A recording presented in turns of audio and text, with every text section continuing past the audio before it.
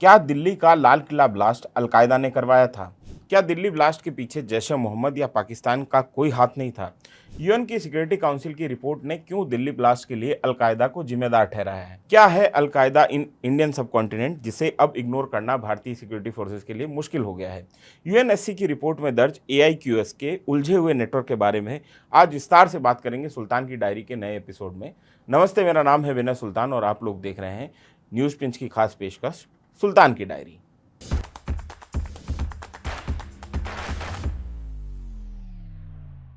तो खबर की शुरुआत जो है अभी की ताज़ा अपडेट से कर लेते हैं कि ताज़ा अपडेट क्या है। दरअसल यूएनएससी की तरफ से, यूनाइटेड नेशन सिक्योरिटी काउंसिल की तरफ से 38th रिपोर्ट जारी की गई है। और ये रिपोर्ट क्यों जारी की गई है? दरअसल 2024 में यूएनएससी ने एक रेजोल्यूशन लिया था, जिस रेजोल्यूशन का नंबर था 2734, जो कि 2024 का रेजोल्यूशन था। इसके हिसाब से अलकायदा और आईएस, जो दाइश जिसको कहा जाता है, इस्लामिक स्टेट जिसको कहा जाता है, और अलकायदा के नेटवर्क्स के बारे में डिटेल से वॉच करना, उनके ऊपर सैंक्शंस लगाना, उनका जो आर्म एंड एम्यूनिशन का नेटवर्क है उसको रोकना। तो इसके लिए ये रेजोल्यूशन पास हुआ था कि यूएन की एक एक्सपर्ट कमिटी जो है इनके ऊपर नजर रखेगी। तो कुल मिला के ये रिपोर्ट जो है वो आईएसआईएस या इस्लामिक स्टेट और अलकायदा के ऊपर वॉच करने के लिए बनाई गई जो कमिटी है उसकी तरफ से है। तो ये 38th रिपोर्ट है इसकी, और 38th रिपोर्ट में जो है जो खुलासे हुए हैं उसको हम थोड़ा सा आपको विस्तार से बता देते हैं। तो पहली बात इसमें ये कही गई है कि फ्रेगमेंटेड ग्रुप जो था अलकायदा का, जिसको कहा जाता है अलकायदा इन इंडियन सबकॉन्टिनेंट, वो एक पहले फ्रेगमेंटेड ग्रुप था। वो फ्रेगमेंटेड ग्रुप नहीं रहा है, वो एक रीजनल एंटिटी के रूप में उभर रहा है। पहली बात इन्होंने ये कही। दूसरा, इन्होंने ये कहा कि लॉजिस्टिक और फाइनेंशियल नेटवर्क जो है वो अलकायदा ने अपना स्थापित कर लिया है, AQIS ने स्थापित कर लिया। मतलब जब हम अलकायदा की अब बात करेंगे आगे तो हम AQIS की बात करेंगे, जो मेन अलकायदा है उसके बारे में हम आपको थोड़ी देर बाद में जानकारी देंगे। तो ये AQIS जो है उसने अपना लॉजिस्टिक और फाइनेंशियल नेटवर्क जो है वो स्थापित कर लिया है। और नवंबर 2025 का जो रेड फोर्ट ब्लास्ट था उसके पीछे भी इसी संगठन का हाथ है। और चौथी बात इसमें यह कही गई है कि बांग्लादेश में इसने अपना नेटवर्क जो है वो सेल खड़ा करने की कोशिश कर रहा है, और बांग्लादेश के जरिए जो है ये पूरा का पूरे इंडियन सब कॉन्टिनेंट में फैलने की कोशिश कर रहा है। तो ये बात मोटा मोटी जो है ये 38 रिपोर्ट में कही गई है। लेकिन 38 से पहले फरवरी 2026 में 37th रिपोर्ट आई थी, जिसमें और डिटेल हमारे सामने आती हैं AQIS के बारे में कि उस समय क्या डिटेल दी गई थी। मतलब अभी चल रहा है आपका अगस्त, तो फरवरी में कितने महीने हो गए? 6 महीने पहले जो रिपोर्ट आई थी फरवरी में, 37th रिपोर्ट, उसमें जो है जो बात कही गई थी उसको भी हम थोड़ा सा समझ लेते हैं। पहली बात ये कहा गया कि उसमें जो है ये पूरा का पूरा ग्रुप जो अलकायदा इंडियन सबकॉन्टिनेंट है, ये लोया पख्तिया वाला जो इलाका है जिसको साउथ ईस्टर्न अफगानिस्तान कहा जाता है, तो वहाँ पे ये एक्टिव है। ये वही इलाका है जहाँ पे हक्कानी नेटवर्क भी एक्टिव है, जो तालिबान का एक बड़ा धड़ा है हक्कानी नेटवर्क। तो उसका जो इसको इम्पैक्ट का जो इलाका है, जिसमें खोस्त है, पख्तिया है, पख्तिका प्रोविंस वाला जो इलाका है जिसको लोया पख्तिया कह दिया जाता है, तो इस इलाके में ये पूरा का पूरा ग्रुप एक्टिव है। दूसरा, इसका जो अभी आमिर है, जो अभी इसका प्रमुख है इस पूरे के पूरे संगठन का, उसका नाम उसामा मोहम्मद है, और याहिया गोर जो है ये इसका डिप्टी है। दोनों लोग जो हैं काबुल में रह रहे हैं, तालिबान की सुरक्षा में रह रहे हैं। काबुल में जो तालिबान की रिजीम चल रही है उसकी सुरक्षा में रह रहे हैं। तो उसामा मोहम्मद जो है ये बुनियादी तौर पर पाकिस्तान का रहने वाला है, और अभी जो है 2022 के बाद में ये लगातार जो है अफगानिस्तान में रह रहा है। अफगानिस्तान में जैसे ही तालिबान की सत्ता आई उसके बाद में इसने अपना बेस अफगानिस्तान में शिफ्ट कर लिया पाकिस्तान से, और काबुल में फिलहाल रह रहा है। और इनका मीडिया सेल जो है वो हेरात में है, जो कि अफगानिस्तान का ही एक जगह पड़ती है, एक प्रोविंस है हेरात प्रोविंस। और ये जो है बात जो है इसमें 37 रिपोर्ट में कही गई थी। अच्छा, 37 रिपोर्ट में दिल्ली धमाके के हवाले से एक और इंटरेस्टिंग बात कही गई थी। उसमें ये कहा गया था, देश का नाम नहीं स्पेसिफिकली कहा गया था, लेकिन जो है ये कहा गया था 1 मेंबर और 1 मेंबर, तो इस तरीके से एक बात कही गई थी। तो 1 मेंबर ऑब्वियसली वो पाकिस्तान था। तो उसमें ये कहा गया कि भारत की तरफ से ये आरोप लगाया गया कि जैश ए मोहम्मद ने ये ब्लास्ट करवाया है, जो कि अलकायदा के साथ में या अलकायदा इंडियन सबकॉन्टिनेंट के साथ में मिलकर ये ब्लास्ट करवाया गया था, जो दिल्ली का ब्लास्ट था। जबकि 1 मेंबर सेट ऐसा लिखा गया है, जो कि मतलब एक पाकिस्तान का मौक़िफ़ है, और पाकिस्तान ने ये कहा उस समय, जो यूएनएससी को जो उन्होंने अपनी रिपोर्ट दी, उन्होंने कहा कि जैश ए मोहम्मद जो है पाकिस्तान में डिफंक्ट हो गया है। हालांकि भारत की तरफ से उसी समय क्लेम किया गया था कि जिस दिन ये ब्लास्ट हुआ था उससे ठीक एक दिन पहले जो मसूद अजहर है, जो कि अमीर है एक तरीके से जैश ए मोहम्मद का, उसने ऐलान किया था कि वो एक अलग से महिलाओं का एक अलग से विंग जो है खोल रहा है, अलग विंग जो है वो शुरुआत उसकी कर रहा है। तो ये हमने बहुत सारी चीज़ें देखी थी। पाकिस्तान का यही लगातार वो इंटरनेशनल फोरम पे ये कहता है कि उसके यहाँ पे कोई आतंकवादी संगठन नहीं चल रहा है, लेकिन असल बात क्या है वो आपको भी पता है, हमें भी पता है, और जो लोग दूसरे भी सिक्योरिटी एनालिस्ट हैं उनको भी ये बात समझ में आती है। लेकिन ये ऑफिशियल मौक़िफ़ जो उनका है, ऑफिशियल जो स्टैंड है वो यही है कि हमारे यहाँ पे जैश-ए-मोहम्मद नाम का जो संगठन चलता था वो अब जो है पूरी तरीके से डिफंक्ट हो गया, वो काम नहीं कर रहा है, जो कि एक सरासर झूठ है, सीधा-सीधा झूठ है, साफ सफ़ेद झूठ है। तो ये बात जो है 37th रिपोर्ट में कही गई थी। तो हमने ये अभी तक बात कर ली कि यूएनएससी की जो रिपोर्ट थी उसमें क्या कहा गया, 37th में क्या गया, 38th में किस तरीके से इसको इस पूरे के पूरे दिल्ली ब्लास्ट को अलकायदा इंडियन सबकॉन्टिनेंट के मध्यमण्ड दिया गया। तो ये बात जो है हमको ये समझनी जरूरी है। अच्छा, ये अलकायदा इंडियन सबकॉन्टिनेंट जो है इसका शिगुफा आया कहाँ से? दरअसल हुआ ये कि 55 मिनट की वीडियो एक बनी थी, तारीख थी 3 सितंबर 2014 को ये वीडियो रिलीज हुई थी। और इस वीडियो में जो उस समय के अलकायदा का जो प्रमुख था अल जवाहिरी, उसने ये 55 मिनट की वीडियो में उसने कहा कि हम एक नई ब्रांच खोल रहे हैं जिसका नाम है अलकायदा इंडियन सबकॉन्टिनेंट, और उसका जो है नया आमिर उन्होंने बताया था कि आसिम उमर जो है वो इसका नया आमिर है। और अच्छा, आसिम उमर जो है ये अपने आप में बहुत दिलचस्प पर्सनैलिटी है, क्योंकि ये उत्तर प्रदेश के संभल का रहने वाला था। इसने देवबंद से पढ़ाई लिखाई की थी, जो दारुल उलूम देवबंद है वहाँ से पढ़ाई लिखाई की थी, और अपना ग्रेजुएशन इसने 1991 में किया था। उसके बाद ये पाकिस्तान चला गया काफ़ी समय। वो आपको याद होगा कि वो वही समय था जिस समय अफगानिस्तान में रशिया के खिलाफ जो है युद्ध चल रहा था, जिसको बाद में अफगान जिहाद के भी नाम से जाना गया। तो 1991 में ये जाता है और मदरसा हक्कानिया जो है, जहाँ से हक्कानी नेटवर्क निकला है, वहाँ पे चला जाता है पेशावर के पास में, और वहाँ पे भी ये जाके आगे की पढ़ाई करता है। फिर उसके बाद में एक देवबंदी और इसी तरीके का एजुकेशन इंस्टीट्यूट है जो कि बहुत बड़ा माना जाता है, जिसको कहा जाता है मदरसा बिनौरिया, जो कि कराची के पास में, वहाँ जाके ये पढ़ाना शुरू कर देता है। और धीरे धीरे जो है इसकी, क्योंकि मानसिकता शुरुआत से ही मतलब एक रेडिकल इस्लाम वाली थी, तो उससे वो जो है लगातार जो है प्रभावित होते हुए ये सबसे पहले हुजी ज्वाइन करता है, हरकतुल जिहाद इस्लामी। तो ये जो ज्वाइन करता है, और हरकतुल जिहाद इस्लामी या हुजू वो संगठन था जिसने सबसे पहले कश्मीर के अंदर जो है आतंकी गतिविधियां 1990 के दशक में शुरू की थी। और इसी समय एक और घटना जो है पाकिस्तान में होती है, जिसके बारे में हम कभी किसी दिन बहुत विस्तार से बात करेंगे कि दरअसल वो घटना हुई क्या। लेकिन आप ये समझिए कि वो वाटरशेड मूवमेंट था पाकिस्तान की जो आर्मी और वहाँ पे जो ये जो इस्लामिक संगठन थे या इस्लामिक जो टेररिस्ट संगठन है, उनके बीच में जो संबंध थे, उसके लिए वो वाटरशेड मूवमेंट था, जिसको कहा जाता है लाल मस्जिद इंसिडेंट। और लाल मस्जिद इंसिडेंट 2007 में होता है। जिस तरीके वो एक लाल मस्जिद नाम की एक जगह होती है इस्लामाबाद में, जिसके ऊपर पाक आर्मी के द्वारा क्रैकडाउन किया जाता है। इस पूरे के पूरे क्रैकडाउन को इस तरीके से देखा जाता है कि पाकिस्तानी आर्मी ने जितने भी ये देवबंदी जिहादी तंजीमें हैं उनके ऊपर एक तरीके से खुला युद्ध जो है वो शुरू कर दिया है। ये वो दौर था जिस समय अमेरिका की तरफ से वॉर ऑन टेरर चल रहा था अफगानिस्तान में, और पाकिस्तान उसका इत्तेहादी या उसका एलाई बना हुआ था इस पूरे के पूरे वॉर ऑन टेरर में। तो ये वो वक्त होता है। और इसने क्या किया कि 2007 में जब ये घटना हुई लाल मस्जिद की, तो उसने कई सारे जो रेडिकल इस्लामिस्ट थे, जो जिहादी थे, उनको पाकिस्तान के खिलाफ खड़ा कर दिया। और इसमें से एक बड़ा नाम था इलियास कश्मीरी। इलियास कश्मीरी में आपको थोड़ा सा अगर रेफरेंस देना चाहूँ तो जो धुरंधर में जो ISI का जो उस समय मेजर होता है, उसको जो गेटअप दिया जाता है वो इलियास कश्मीरी को होता है। हालांकि इलियास कश्मीरी की कहानी बहुत अलग है। तो इलियास कश्मीरी आप एक तरीके से समझ लीजिए कि इलियास कश्मीरी बहुत बड़ा कमांडर था, और उसने शुरुआत में कश्मीर में बहुत जो है आतंकवादी के तौर पे बहुत सारा वक्त जो है आतंकवादी कमांडर के तौर पे बिताया था। और इलियास कश्मीरी जो है 2007 में फिर से एक्टिव होता है। 2009 में जो है ये आमिर उमर जो है आसिम उमर जो कि हेड बनाया गया था 2014 में अलकायदा इंडियन सबकॉन्टिनेंट, ये इलियास कश्मीरी से संपर्क करता है, और इस तरीके से इसकी 2009 में अलकायदा की जो टॉप लीडरशिप होती है उसमें जो है इसकी एक्सेस इसका होता है इलियास कश्मीरी के जरिए।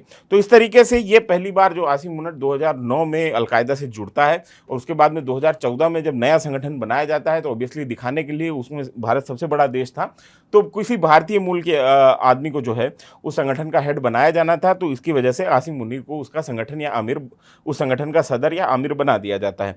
तो ये लगातार उसके ऊपर काम कर रहा होता है, और उसको जो है अमेरिका उस समय स्पेशली डेजिग्नेटेड ग्लोबल टेररिस्ट के तौर पर जो है इसको पहचान करती है, इसके ऊपर इनाम भी रखा जाता है, इसके तमाम विदेशी यात्राओं को ब्लॉक कर दिया जाता है अमेरिका की तरफ से। और 9 अक्टूबर 2019 को मूसा कला नाम की एक जगह पड़ती है हेलमंद में, वहाँ पे अमेरिकन फोर्सेस और अफगान फोर्सेस जॉइंट ऑपरेशन करती हैं और इस स्ट्राइक में ये और इसके साथ में 6 और साथी जो है अलकायदा के वो मारे जाते हैं। हालांकि इस पूरे के पूरे स्ट्राइक में जो अमेरिकन नहीं बताते हैं 40 सिविलियन भी जो है स्ट्राइक में मारे जाते हैं। लेकिन ये वहाँ पे हमने बहुत देखा अभी जो जिस तरीके से खैबर पख्तूनख्वा में भी इस किस्म की स्ट्राइक्स हो रही हैं, बलूचिस्तान में भी हो रही हैं, जिसमें एक आतंकवादी को मारने के लिए दर्जनों जो हैं बेगुनाह सिविलियंस को की जान की बलि दे दी जाती है। तो ये उस समय अमेरिका के समय ही शुरू हुआ था, जो ड्रोन अटैक्स थे उसी समय शुरू हुए थे और उसमें बहुत सारे सिविलियन मारे जाते थे। तो उसी दौर की बात है कि 2019 में, लेकिन उस स्ट्राइक में ये मारा जाता है, ये निपट जाता है, उस स्ट्राइक में ख़त्म हो जाता है आसिम उमर। और उसके बाद में जो है अलकायदा इंडियन सब कॉन्टिनेंट जो है उसका हल्ला हमको सुनाई नहीं देता है। 2019 का साल इसलिए भी इम्पोर्टेंट है क्योंकि जो कश्मीर में अलकायदा इंडियन सब कॉन्टिनेंट या AQIS की जो सेल बनी थी वो भी 2019 में एक एनकाउंटर के बाद में सिक्योरिटी फोर्सेस उस पूरी की पूरी सेल को ख़त्म कर देते हैं। तो ये हम आपको समझा देते हैं कि ये कैसे होता है। तो कश्मीर कनेक्शन जो है AQIS का वो हम समझ लेते हैं। दरअसल हुआ क्या कि जब आपको याद होगा कि 2010 में कश्मीर में बड़े पैमाने पे अनरेस्ट होता है, मतलब वहाँ पे प्रदर्शन होते हैं जहाँ पे पत्थरबाजी वगैरह होती है और उस प्रदर्शन को दबाया जाता है भारतीय फोर्सेस के द्वारा। इसकी वजह से एक वहाँ के लोगों के बीच में एक डिसबिलीफ जो है खड़ा होता है भारत के प्रति, और जो उस समय की सरकार होती है, जो सिक्योरिटी फोर्सेस के प्रति भी, क्योंकि पैलेट गन का भी बड़े पैमाने पर इस्तेमाल होता है उस समय कश्मीर में। तो एक डिसबिलीफ की स्थिति वहाँ पर पैदा हो जाती है और कई जो नौजवान हैं उसके बाद में वो आतंकी तंजीमें ज्वाइन करना शुरू करते हैं, जिसमें सबसे बड़ी जो तंजीम होती है, क्योंकि वहाँ पे वो होती है हिजबुल मुजाहिदीन। और हिजबुल मुजाहिदीन के साथ में ये है कि जो कश्मीर में के थिएटर में सक्रिय 3 जो आतंकी संगठन हैं, जिसमें से जैश-ए-मोहम्मद है, हिजबुल मुजाहिदीन है और लश्कर-ए-तैयबा है। तो लश्कर-ए-तैयबा और जैश-ए-मोहम्मद दोनों जो संगठन है वो पाकिस्तान से चलते हैं, उसमें ज़्यादातर मिलिटेंट भी पाकिस्तान से आते हैं। लेकिन हिजबुल मुजाहिदीन की लीडरशिप जो है वो सैयद सलाउद्दीन से लेके अब तक जो है लगभग कश्मीरी लीडरशिप ही उसकी रहती है। हालांकि उसमें भी पाकिस्तान से बहुत सारे आतंकवादी आते हैं और उसमें शामिल होते हैं, लेकिन हिजबुल मुजाहिदीन को एक तरीके से माना जाता है कश्मीर के थिएटर में कि ये लोकल मिलिटेंट संगठन या लोकल आतंकवादी संगठन माना जाता है। तो बहुत सारे लड़के उस समय जो है भटक जाते हैं, दिमागी रूप से उनको ब्रेन वॉश किया जाता है उनके जो रिक्रूटर्स होते हैं उसके द्वारा, और वो बड़े पैमाने पर ज्वाइन करते हैं हिजबुल मुजाहिदीन। और आपको याद होगा ये वही दौर होता है जिस समय एक और नाम बहुत चर्चा में आता है, जिसका नाम होता है बुरहान वानी। तो ये जो नई जनरेशन होती है लड़कों की, ये पढ़ी लिखी जनरेशन होती है, टैक्स हेवी जनरेशन होती है, और ये रिक्रूटमेंट के लिए सोशल मीडिया का इस्तेमाल कर रही होती है। तो इसी समय जो है एक लड़का होता है त्राल का, 19 साल का, नाम होता है उसका जाकिर मूसा, और उसको अच्छी फैमिली से आता है। मतलब उसके पिताजी जो होते हैं वो सिंचाई विभाग में सीनियर इंजीनियर होते हैं। एक भाई होता है जो कि ऑर्थोपेडिक सर्जन होता है कश्मीर में, श्रीनगर में। एक बहन होती है जो कि एक बैंक में एग्जीक्यूटिव के तौर पे काम कर रही थी। मतलब एक अच्छी वेल टू डू फैमिली का लड़का होता है, और ये इसको भेजा जाता है चंडीगढ़ दरअसल इंजीनियरिंग की पढ़ाई करने के लिए। और इंजीनियरिंग पढ़ाई जब ये करने जाता है तो वहाँ पे एक रमा देवी जिंदल कॉलेज है चंडीगढ़ में, वहाँ पे ये पढ़ाई करता है। 2011 में 12वीं पास करने के बाद में 1 साल का ड्रॉप लेता है, 2013 में जाता है और पहले ही सेमेस्टर में ही फेल हो जाता है। और फेल होने के बाद में ये वापस कश्मीर लौट आता है। और ये उस समय का दौर है जब कश्मीर में एक तरीके से बेचैनी आपको दिखाई दे रही थी। तो ये इसका एक दोस्त होता है इदरीस, जो कि हिजबुल मुजाहिदीन के संपर्क में होता है, और उसके जरिए जो है ये हिजबुल ज्वाइन कर लेता है 2013 में, 19 साल की उम्र में। और यहाँ से ये जो है 2015 में जब बुरहान वानी मारा जाता है तो उसके बाद में इसको जो है हिजबुल मुजाहिदीन का कमांडर बना दिया जाता है 21 साल की उम्र में।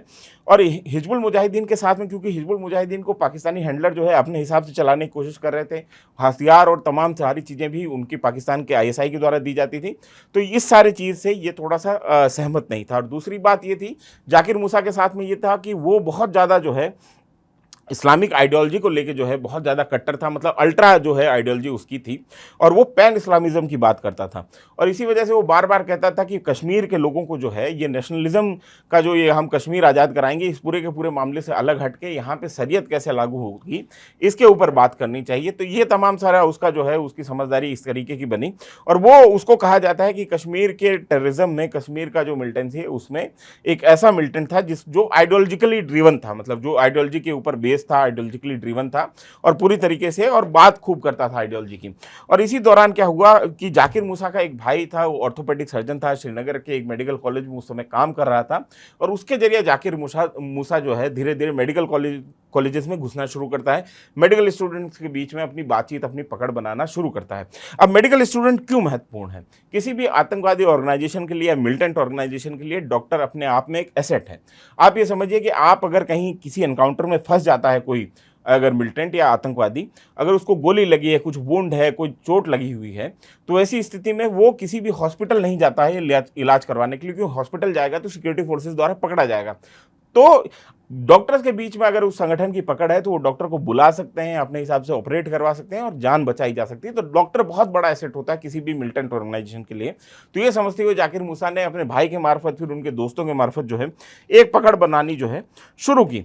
और फिर 2017 में ये एक और नया संगठन जो है वो खड़ा करता है, जिसका नाम है अंसार गज़वत उल हिंद या AGUH।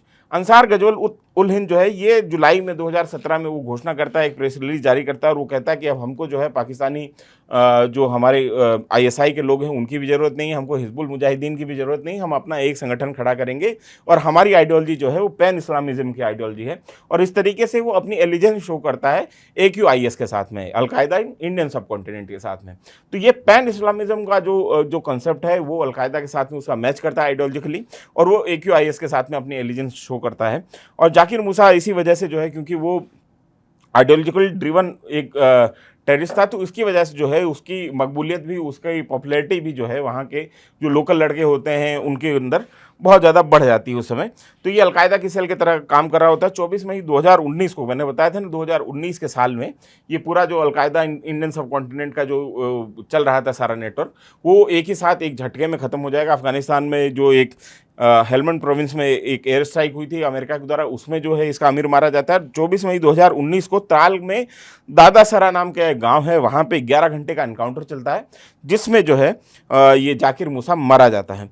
और जाकिर मूसा मारे जाने के बाद में भी जाकिर मूसा का प्रेत जो है वो भारतीय सिक्योरिटी फोर्सेस को तंग करता रहता है। दिल्ली ब्लास्ट में जो 3 मुख्य आरोपी पकड़े गए थे, जिसमें मुजम्मिल शकील, आदिल मजीद राठर, मुजम्मिल अहमद गनई, ये तीनों लड़के जो है उसी समय के हैं, जो ये तीनों पेशे से डॉक्टर थे। उसके अलावा उमर जो था जिसने ये ब्लास्ट किया था, चारों लोग जो हैं जो अल-फलाह यूनिवर्सिटी में पढ़ा रहे थे उस समय, वो चारों लोग जो हैं किसी ज़माने में जाकिर मूसा द्वारा कल्टीवेट किए गए थे, जाकिर मूसा द्वारा रिक्रूट किए गए थे अंसारुल गज़वत उल हिंद AGUH में, जो उसका बनाया हुआ संगठन था, उसमें 2017-18 की बात है।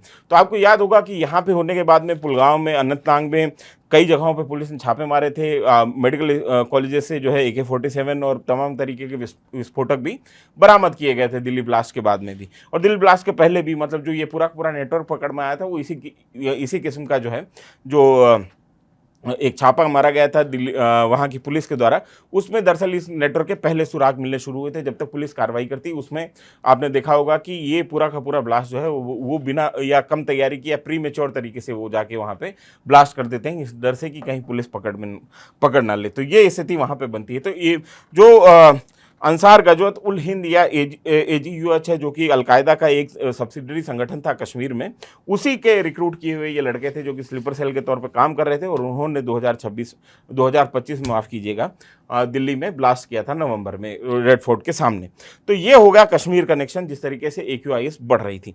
तीसरा जो है, इस पूरे की पूरी रिपोर्ट में लिखा था कि बांग्लादेश की कई स्लीपर सेल, बांग्लादेश में जो है कई जगह पे AQIS अपने सेल एक्टिव करने की कोशिश कर रही है। इसके पीछे की भी आपको एक कहानी समझनी पड़ेगी। दरअसल बांग्लादेश में भी एक आतंकवादी संगठन है जिसका नाम है अंसारुल्लाह बांग्ला टीम, या अंसारुल्लाह B कहा जाता है। दरअसल ये ऑर्गेनाइजेशन भी देवबंदी ऑर्गेनाइजेशन है, और इसको खड़ा किया था मोहम्मद जसीमुल्लाह रहमानी ने।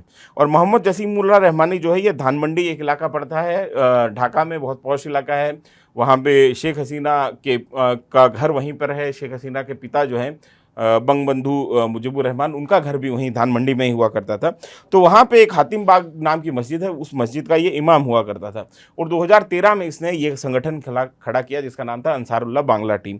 और 2017 में ये पहली बार जो है चर्चा में आता है। दरअसल वहाँ पे होता यह है कि मोहम्मद रजीब हैदर नाम का एक शख्स होता है, जो कि एक ब्लॉगर होता है, एथिस्ट होता है, जो खुद को नास्तिक क्लेम करता है, उसकी हत्या कर दी जाती है। इसके ऊपर बांग्लादेश में बहुत बड़ा पॉलिटिकल विवाद खड़ा हो जाता है, बहुत बड़ा पॉलिटिकल तूफान आ जाता है, और इस पूरे के पूरे हत्याकांड में पहली बार नाम आता है अंसारुल्लाह का। तो ये अंसारुल्लाह भी जो है खुद को ये कहता है कि हम अलकायदा इंडियन सब कॉन्टिनेंट या AQIS की ही एक सेल है। तो वहाँ पे बांग्लादेश में पहले से ही अलकायदा की प्रेजेंस या मौजूदगी जो है 2013-14 से, जब अलकायदा को ऑफिशियली AQIS की ऑफिशियल अनाउंसमेंट हुई थी, उससे पहले से ही मतलब अंसारुल्लाह के तौर पे वहाँ पे ये लोग मौजूद थे। तो अच्छी खासी प्रेजेंस जो है किसी ज़माने में AQIS की यहाँ पर इंडियन सब कॉन्टिनेंट में अलग अलग जगहों पर, चाहे वो भारत में हो चाहे बांग्लादेश में हो, तो इन जगहों पे थी। और पाकिस्तान में तो ऑब्वियस की बात है कि ये लोग खुले घूम ही रहे थे। तो ये स्थिति जो है अभी बनती है। अब आप इसको इस तरीके से समझिए कि अगस्त 2024 में जब शेख हसीना का तख्ता पलट किया जाता है, उस समय ISI बहुत बड़े पैमाने पे सक्रिय होती है। ISI और जो पाकिस्तानी आर्मी है, उसका बांग्लादेशी आर्मी के साथ में सीधा कनेक्शन होता है। ISI के ब्रिगेडियर, ISI के कर्नल दंडनाते हुए घूम रहे होते हैं। उस समय बांग्लादेश में ये स्थिति होती है, अभी भी लगभग वही कमोबेश स्थिति है। ISI ने अपनी पकड़ जो है 2024 के बाद में बहुत तेजी से अपनी ग्रिप जो है वो मजबूत की है। और हमने ये भी देखा था कि खास तौर पे देवबंदी जो उलेमा थे, उसमें कई सारे जो है आप ये समझिए डेजिग्नेटेड टेररिस्ट भी थे जो कि बांग्लादेश गए थे। उस समय हमारे पास में ये भी रिपोर्ट थी कि हमास के भी कुछ लोग जो हैं उनको भी बांग्लादेश ले जाया गया, फैसिलिटेट किया गया ISI की तरफ से, ताकि जमाते इस्लामी जो कि वहाँ का संगठन है, रेडिकल इस्लामिक संगठन है, हालांकि वो वहाँ पे चुनाव भी लड़ता है, डेमोक्रेटिक पॉलिटिक्स में भी है, इसके साथ साथ उसकी जो है इस तरीके की हथियारबंद या अस्करी तंजीमें भी जो है वहाँ पर चल रही होती हैं, हथियारबंद तंजीमें भी वहाँ पर चल रही होती हैं। तो जमात इस्लामी एक अम्ब्रेला संगठन है जिसमें तमाम किस्म के आतंकवादी संगठन बांग्लादेश के जो है उसका सपोर्ट उसको मिला हुआ है। तो जमात इस्लामी के लिए प्रचार करने के लिए देवबंदी उलेमा भेजे गए थे पाकिस्तान से, जो कि वहाँ पे जाके उर्दू में तकरीरें कर रहे थे। जबकि आपको याद होगा कि 1971 में बांग्लादेश पाकिस्तान से अलग ही इसी भाषा विवाद पे हुआ था कि बंगाली जो है उसको भाषा के तौर पे तस्लीम करिए, बंगालियों के जो पॉलिटिकल राइट है उसको तस्लीम करिए, उसको मांगिए, जिसको जियाउल हक, माफ़ कीजिएगा, जुल्फ़िकार अली भुट्टो और याया खान ने उस समय मानने से इनकार कर दिया था, जिसके बाद में तमाम ये ऑपरेशन हुए, ये सारा क्रैकडाउन हुआ और बांग्लादेश अंत में 1971 में बना था। तो ये कहानी मोटा मोटी तौर पे हमारे सामने अभी आती है कि अलकायदा जो है किस तरीके से वहाँ पे काम कर रहा है या जड़ें जमा रहा है। दरअसल अलकायदा, या आप कह लीजिए जैश ए मोहम्मद, या कह लीजिए तालिबान, क्योंकि अलकायदा, वैसे तो अलकायदा की जो आइडियोलॉजी है वो आपको कह सकते हैं वहाबी है या अहले हदीस है, लेकिन अलकायदा का जहाँ जिन संगठनों से यहाँ पे राब्ता है, खासतौर पर अफगानिस्तान में, तो तालिबान के साथ में है। तालिबान भी एक देवबंदी संगठन है, देवबंदी आइडियोलॉजी को मानने वाला संगठन है। इसके अलावा TTP के साथ में है, TTP भी देवबंदी संगठन है, जैश ए मोहम्मद भी देवबंदी संगठन है। तो ये संगठन जो है, और अंसारुल्लाह भी जो है, जो बांग्लादेश में अंसारुल्लाह बांग्ला टीम, ये भी एक देवबंदी संगठन है। तो ये अलकायदा का एक यहाँ पे जो जितने देवबंदी मिलिटेंट ऑर्गेनाइजेशन है, टेररिस्ट ऑर्गेनाइजेशन है, उनके साथ में एक ब्रदरहुड रहा है। ये सब लोग किसी ना किसी समय में, जब अमेरिका का वॉर एंड टेरर चल रहा था, उस समय ब्रदर ऑफ आर्म्स थे अमेरिका के खिलाफ। इन लोगों ने साथ में लड़ाई लड़ी है, चाहे वो TTP हो, चाहे जैश ए मोहम्मद हो, चाहे अंसारुल्लाह बांग्ला टीम हो, और चाहे ये अलकायदा इंडियन सब कॉन्टिनेंट के जो बाकी फ्रेगमेंटेड जो सेल्स हैं, वो सब लोग जो हैं उस समय अमेरिका के खिलाफ लड़ रहे थे। तो इस वजह से आप ये देखेंगे कि अलकायदा और तालिबान के बीच में एक ब्रदरली संबंध है, क्योंकि अलकायदा ने उनको तब मदद की थी जब वो रशिया के खिलाफ लड़ रहे हैं। तो ये 40 साल का जो है संबंध इन दोनों संगठनों के बीच में, आतंकी संगठनों के बीच में हमको देखने को मिलता है। अब ये बात करते हैं अलकायदा की। हम तो अलकायदा इंडियन सब कॉन्टिनेंट है, लेकिन अलकायदा जो असल है वो कहाँ पर खड़ी है? तो दरअसल उसमें बहुत घटा घोप की स्थिति है। हालांकि अलकायदा का कोई आमिर भी है, लेकिन अलकायदा की इतनी एक्टिविटी नहीं दिखाई देती है हमको। सतह पे इंटेलिजेंस रिपोर्ट जो है उसके बारे में बहुत कम आती हैं। लेकिन इस बीच में 2024 में एक दिलचस्प रिपोर्ट अलकायदा को लेकर आई थी कि अलकायदा में जो ओसामा बिन लादेन का बेटा है, हमजा ओसामा, जिसको सामान्य तौर पे हमजा लादेन भी कह दिया जाता है, हमजा बिन लादेन कहना थोड़ा ठीक नहीं है। दरअसल अरबी में होता ये है कि या तो आप अपने पिता के नाम से जाने जाते हैं, या अपने अपने बेटे के नाम से जाने जाते हैं। तो बिन जो लगाया जाता है, इसका मतलब है कि आप उसके बाद में आपके पिता का नाम आता है। तो हमजा के पिता का नाम ओसामा है, तो इनका सही नाम हमजा बिन ओसामा होना चाहिए। लेकिन हमजा बिन लादेन सामान्य, क्योंकि वो ओसामा बिन लादेन के साथ में उनकी लेगेसी को जोड़ना रहता है, तो उसकी वजह से हमजा बिन लादेन का कह दिया जाता है, जबकि सही नाम हमजा बिन ओसामा है। दूसरा, आपने बहुत अरबी में नाम देखा होगा अबू। तो अबू दरअसल जब एक आदमी पिता बन जाता है तो अपने बेटे का नाम अपने पीछे लगाता है। जैसे अबू हमजा का नाम हुआ कि हमजा मेरे बेटे का नाम है और मेरा नाम मेरा नाम जो है हमजा मेरे बेटे का नाम है, इस वजह से मेरा नाम जो है अबू हमजा हो गया। तो इस तरीके से जो है अरबी में नोमेनक्लेचर चलता है, नाम रखने की परंपरा इस तरीके से रही है। तो हमजा बिन ओसामा और अब्दुल्ला बिन ओसामा, ये ओसामा बिन लादेन के दो बेटे हैं, जिनके बारे में यूएसए का ये दावा था कि उन्होंने 2016 में माफ़ कीजिए 2019 में, जिस समय पिछला ट्रंप एडमिनिस्ट्रेशन था, उस समय इनको एक एयर स्ट्राइक में मार दिया था। लेकिन अभी जो इंटेलिजेंस रिपोर्ट आ रही है या ओपन सोर्स से जो इंटेलिजेंस आ रही है, उसमें यह कहा जा रहा है हमजा फिर से एक्टिव है, जिंदा है, और वो लगातार जो है अफगानिस्तान में अलकायदा के पूरे नेटवर्क को वापस से रीबिल्ड करने में लगा हुआ है। और कई लोग ये कहते हैं कि हमजा की जो पर्सनैलिटी है वो बहुत ज़्यादा जो है ओसामा बिन लादेन से जो है मैच करती है। वो उनके साथ में रहा भी है लंबे समय तक, ओसामा बिन लादेन के साथ में, जिस समय वॉर ऑन टेरर चल रहा था उस समय भी जो है लगातार वो ओसामा बिन लादेन के साथ में बना रहा था। तो हमजा बिन लादेन को लेके जो अलकायदा के जो पुराने कार्डर्स हैं उनमें भी जो है एक सम्मान की स्थिति है, एक सम्मान की नज़र से उनको देखा जाता है, और उसको जो है अगला आमिर जो है उसके तौर पर उसको ये लोग देख रहे हैं कि अगर हमजा जिंदा है तो आके हमारा लीडरशिप करे। तो ये ऐसी स्थिति फिलहाल बनी हुई। इसके ऊपर बहुत सारी ऐसी रिपोर्ट आती हैं जो कि एक दूसरे को कॉन्ट्राडिक्ट करती हैं, लेकिन कई जगहों पे ये कहा जा रहा है कि हमजा बिन लादेन एक्टिव है और अभी जिंदा है और अफगानिस्तान में है।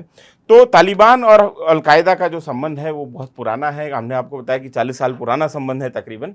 और तालिबान निश्चित तौर पे अगर अलकायदा जैसी भी है, जो भी है, उसको तालिबान पनाह देगा अपने यहाँ पे, और पनाह देता आया है। आपको याद होगा कि जब वर्ल्ड ट्रेड सेंटर पे ऊपर हमला हुआ तो पाकिस्तान ने बहुत मीडिएशन करने की कोशिश की थी। उस समय तालिबान के जो अमीर हुआ करते थे वो मुल्ला उमर थे, और मुल्ला उमर को आईएसआई की तरफ से ये बहुत समझाने की कोशिश की गई थी कि आप जो है ओसामा बिन लादेन को अमेरिकन को सौंप दो, नहीं तो जो है आपकी कंट्री बर्बाद हो जाएगी। लेकिन मुल्ला उमर के बारे में ये कहा जाता है कि वो बहुत रिलीजियस आदमी थे, और वो जो है अपने सिद्धांतों को पकड़ के रखने वाले आदमी थे। तो वहाँ पे पठानों के बीच में, पख्तूनों के बीच में एक कोड चलता है जिसको कहा जाता है पश्तून वाली कोड, और उसमें उस कोड में जो हमारे यहाँ पे कहा जाता है अतिथि देवो भव, या मेहमान के लिए जो है सम्मान की दृष्टि, पूरे के पूरे इंडियन सब कॉन्टिनेंट में आपको ये कल्चर में दिखाई देगी। तो वो जो है पश्तून वाली कोड में ये बहुत मार्के की बात होती कि अगर आपके घर पे मेहमान आया हुआ है तो चाहे वो आपका दुश्मन ही क्यों ना हो, अगर वो आपके घर पे मेहमान है तो आप उसको नहीं मारेंगे। तो ये कहते हुए मुल्ला उमर ने जो है पाकिस्तान को बहुत मीडिएशन के बावजूद जो है ये साफ कह दिया कि हम जो है ओसामा बिन लादेन को अमेरिका को नहीं सौंपेंगे। अगर अमेरिकन को ये लगता है कि ओसामा बिन लादेन ने उनके ऊपर हमला करवाया है तो वो अफगानिस्तान में आए तो हम उनके खिलाफ जो है केस जो चला सकते हैं। लीगल प्रोसीडिंग जो अफगानिस्तान में होती है उसके हिसाब से जो है उनके ऊपर ट्रायल चल सकता है। लेकिन ये कहिए कि हमारे यहाँ पे ओसामा बिन लादेन मेहमान है और उसको हम जो है अमेरिका को सौंप दे मरने के लिए, तो ये मैं नहीं करने वाला हूँ। और उसके नतीजे में उन्होंने जो है 20 साल लड़ाई लड़ी और अपना एक तरीके से राजपाट घमाया। हज़ारों लोग जो है उस पूरी की पूरी लड़ाई में मारे गए, जिसको वॉर ऑन टेरर के नाम से जाना जाता है। और अंत में उसका फ़ायदा जो है पाकिस्तान को हुआ। पाकिस्तान को खूब डॉलर्स मिले, पाकिस्तान ने अपनी तिजोरियाँ भरी, पाकिस्तानी आर्मी ने खूब अपने आप को जो है, वहाँ के जनरलों ने, ब्रिगेडियर्स ने खूब पैसा उस दौरान कमाया।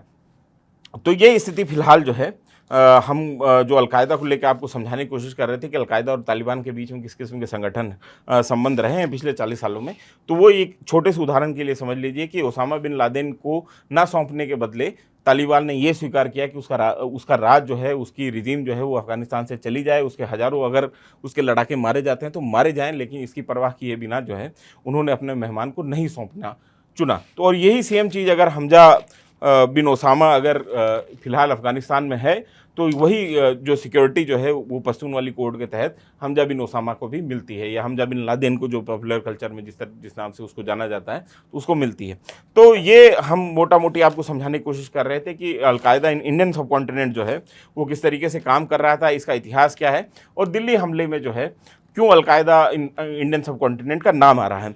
तो आपको यहाँ पे एक बात और एक नुक्ता बहुत विस्तार से, बहुत अच्छे तरीके से ये समझ लेना चाहिए कि इस पूरे के पूरे जो दिल्ली ब्लास्ट था, मैंने उसको बहुत करीने से, बहुत करीब से कवर किया था। और उस समय भी जो है मैं ये जो जाकिर मूसा का इसका कनेक्शन था पूरे के पूरे इस नेटवर्क को लेके, इस स्लीपर सेल को लेके, तो मैं जब उस समय रिपोर्टिंग कर रहा था तो उस समय की रिपोर्ट्स में भी मैंने इसको मेंशन किया था, बहुत विस्तार से मेंशन किया था। तो आपको ये समझना होगा कि ये पूरा का पूरा जो सेल था इसमें जैश ए मोहम्मद के हैंडलर्स भी थे। जैश ए मोहम्मद की तरफ से वहाँ पर फैसिलिटेट किया जा रहा था इनको, तमाम जो विस्फोटक थे वो जैश ए मोहम्मद की तरफ से दिए जा रहे थे। लेकिन क्योंकि ये 37 जो रिपोर्ट है या 38 जो रिपोर्ट है, जो ये पूरी UN सिक्योरिटी काउंसिल की जो कमिटी है, इसका काम ही अलकायदा और ISKP या दाइश के ऊपर नज़र रखना है या इस्लामिक स्टेट के ऊपर नज़र रखना है, तो जैश-ए मोहम्मद ऑब्वियसली जैश-ए-मोहम्मद के रोल को उन्होंने जो है जिस तरीके से भी देखा वो अलग बात है, लेकिन इसमें जैश-ए-मोहम्मद शामिल नहीं था या पाकिस्तानी हैंडलर शामिल नहीं थे और इसके ज़रिए से जो है जैश-ए-मोहम्मद को क्लीन चिट मिल जाती है UNSC की इस रिपोर्ट के, ऐसा नहीं है। और ना हम लोग जो हैं हमको इस भुलावे में आना चाहिए। जैश-ए-मोहम्मद पूरी तरीके से इस पूरे के पूरे हमले में इन्वॉल्व था।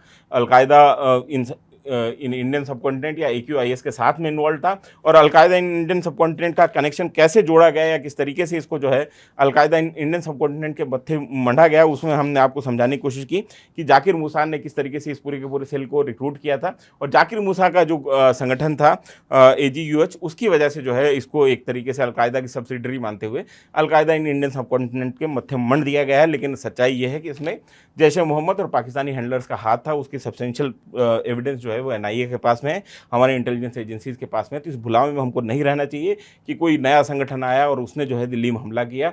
संगठन सारे वो गंगाधर ही शक्तिमान वाला कंसेप्ट है। ये तमाम जो आतंकी जितने भी संगठन हैं ये एक दूसरे में इंटरऑपरेबिलिटी इनकी रहती है। एक संगठन का आदमी दूसरे संगठन के बैनर तले काम कर लेता है और इनके संबंध भी इसी तरीके के होते हैं।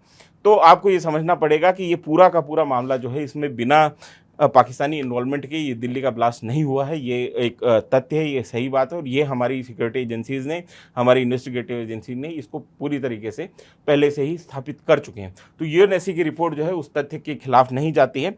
वो क्योंकि पूरी की पूरी UNSC की ये जो कमेटी है अलकायदा, क्योंकि हमने आपको बताया अलकायदा और दाइश के ऊपर नज़र रखने के लिए बनी है, तो इसमें अलकायदा और दाइश का क्या कनेक्शन था उसको उसने हाईलाइट करके दिखाया। तो ये इस पूरे की पूरा जो कल से आप खबर देख रहे हैं कि लगातार कि अलकायदा इन इंडियन सबकॉन्टिनेंट के ऊपर जिम्मेदारी डाली है UNSC की रिपोर्ट में और ऐसा वैसा, तो ये अधूरा सच है, हाफ ट्रूथ है। पूरा सच जो है, पूरी पिक्चर जो है हमने आपको इस वीडियो में समझाने की कोशिश की कि दरअसल मामला क्या है। आपको ये वीडियो कैसा लगा हमें कमेंट बॉक्स में लिख के ज़रूर बताएं। इस मुद्दे पे भी आपकी क्या राय है उसको भी हमें कमेंट बॉक्स में लिख के ज़रूर बताएं। मेरा नाम है विनय सुल्तान, कैमरे के पीछे हैं अभय और फरमान। आपका ये वीडियो देखने के लिए शुक्रिया।